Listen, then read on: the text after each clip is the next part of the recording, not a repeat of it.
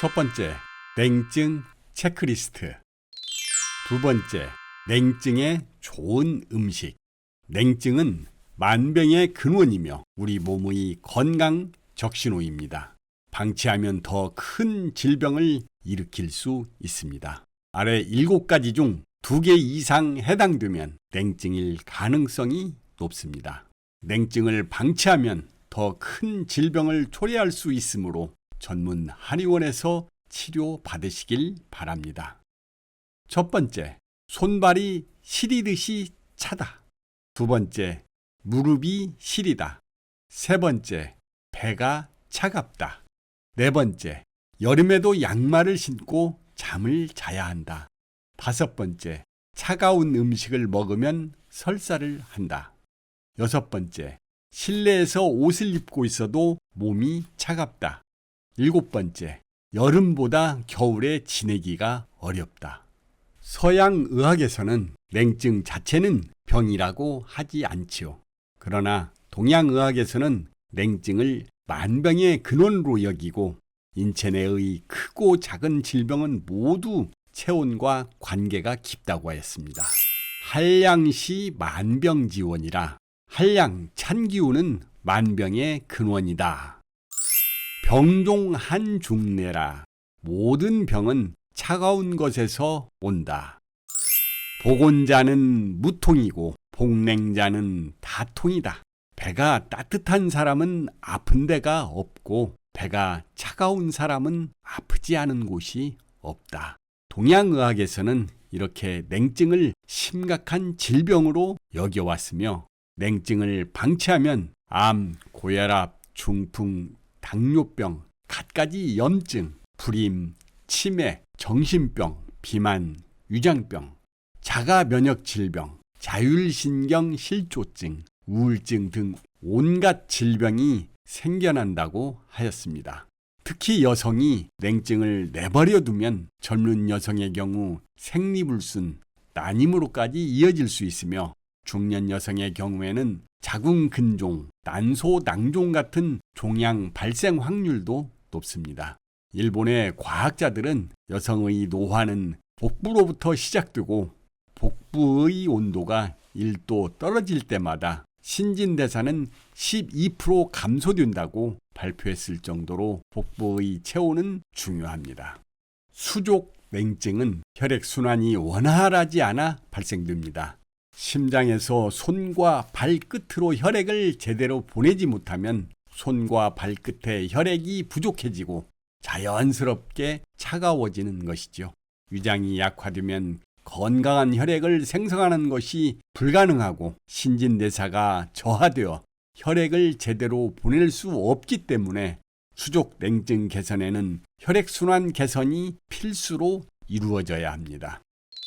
두 번째, 냉증에 좋은 음식. 첫 번째, 꿀입니다. 꿀은 따뜻한 성질을 지니고 있습니다. 혈액순환과 신진대사를 원활하게 도와주며 노폐물 배출 효과도 좋죠. 그래서 생강차, 대추차, 인삼차 등을 마실 때도 꿀을 한 숟갈씩 넣어서 마시면 수족냉증에 더욱 좋은 음식이 되죠. 두 번째, 인삼입니다. 인삼은 혈관을 튼튼하게 하고 열을 내는 따뜻한 성질을 가지고 있어 수족냉증에 더없이 좋은 식품입니다. 또한 인삼은 심장을 튼튼하게 해주고 혈관을 확장시켜 주어 혈액순환에 도움을 줌으로써 몸을 따뜻하게 유지시켜 줍니다. 특히 우리 몸의 면역력을 높여주는 사포닌 성분이 다량 함유되어 있어 감기 예방에도 좋습니다. 인삼을 절여 차로 만들어 수시로 마시면 수족냉증에 많은 도움이 됩니다. 세 번째, 대추입니다. 각종 비타민과 식이섬유 등이 다량 함유되어 있는 대추는 우리 몸을 따뜻하게 하는 효과가 있습니다. 특히 자궁을 따뜻하게 하는 효능이 있어서 여성들에게 좋습니다. 단 위장 기능이 약한 분들은 대추를 생으로 섭취할 경우 설사를 할 수도 있으니 찌거나 차로 만들어 섭취하는 것이 좋습니다. 네 번째, 계피입니다. 계피는 특유의 따뜻한 성질로 우리 몸 안의 냉기를 제거해 주는데 탁월한 효능이 있습니다. 계피는 혈액순환을 원활하게 해줄 뿐 아니라 혈액을 맑게 해주는 효능까지 있어 생리불순, 생리통 등의 여성 질환을 개선하는 데 효과적입니다. 계피는 감기에도 효과가 있다고 하니 환절기 겨울철에 매우 좋은 음식이라고 할 수 있습니다. 5번째, 생강입니다.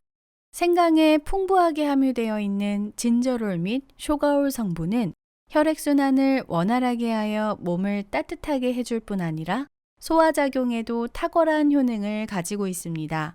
생강을 꾸준히 섭취하면 위장 운동이 활발해져 몸에서 열이 발생하기 때문에 두 손과 발을 따뜻하게 해주는 작용은 물론이고 면역력 강화에도 효과적입니다.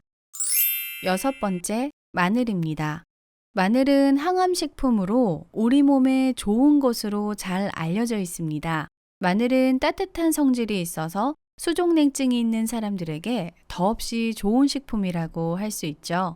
매운맛을 내는 알리신 성분이 체내의 신진대사를 도울 뿐 아니라 스코루지닌 성분은 혈관을 확장시켜 혈액순환을 도와 노폐물을 배출시키고 콜레스테롤을 감소시켜 각종 심혈관 질환을 예방하는 데도 효과가 탁월합니다. 아침 저녁으로 일교차가 큰 환절기나 겨울이 되면 목이 따갑고 기침 증상을 보이는 감기 환자가 크게 증가합니다. 목감기를 완화하려면 물을 자주 마셔주어야 합니다. 수분 섭취를 충분히 해야 호흡기에 생긴 열을 내려 염증을 가라앉히고 호흡기가 촉촉해져 또 다른 병원균의 침투를 막아줍니다. 오늘은 목 관리에 신경을 많이 써야 하는 사람들이 섭취하면 좋은 생강 대추차를 알아보겠습니다. 생강은 목감기에 걸렸거나 목에 염증이 있을 때 염증을 가라앉히는 효과가 있으며 대추는 호흡기를 튼튼하게 하여 기침 감기를 예방하며 코 점막을 강하게 만들어줘 알레르기성 비염, 만성비염 증상을 완화하는 데 도움을 줍니다. 대추는 따뜻한 성질을 가지고 있어 몸에 들어가서 온기를 돋게 해줍니다.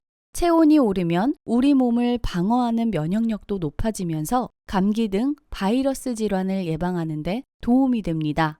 생강 대추차는 대추의 단맛이 생강의 쌉쌀한 맛을 보완해주고 속을 덮게 하여 몸의 면역력을 높여주고 생강이 염증을 가라앉혀 목감기에 아주 좋습니다.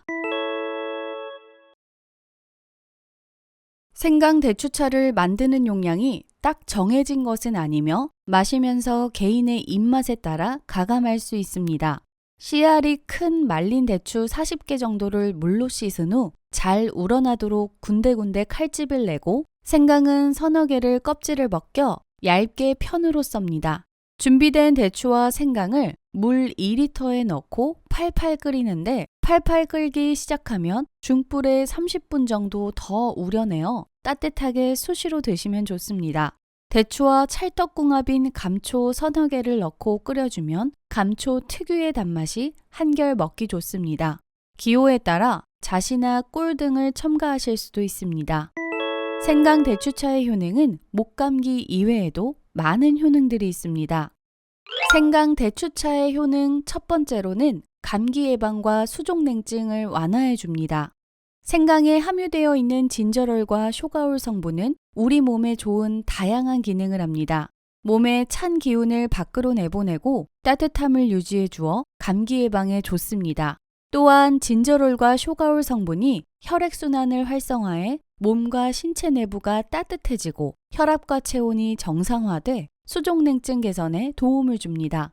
대추는 수분을 보충해주고 베타카로틴이 풍부하여 몸을 따뜻하게 해주어 감기를 예방해주고 아픈 목의 통증을 완화시켜줍니다. 뿐만 아니라 생강 대추차 효능으로 몸을 따뜻하게 해주어 수족냉증이 있는 분들에게도 좋습니다. 두 번째 효능으로는 혈액순환과 성인병 예방에 효과적입니다. 생강 대추차 효능은 혈관에 쌓인 콜레스테롤을 몸 밖으로 배출하여 혈관계 질환인 동맥경화나 고혈압 등 성인병을 예방하는 데 효과적입니다. 비타민 P 성분이 있어 인체의 모세혈관을 보호하고 혈압을 내려주며 신체를 보호하고 특히 심혈관 계통 질환을 예방하는 데 도움이 됩니다. 세 번째 효능으로는 항균, 항암 작용을 합니다.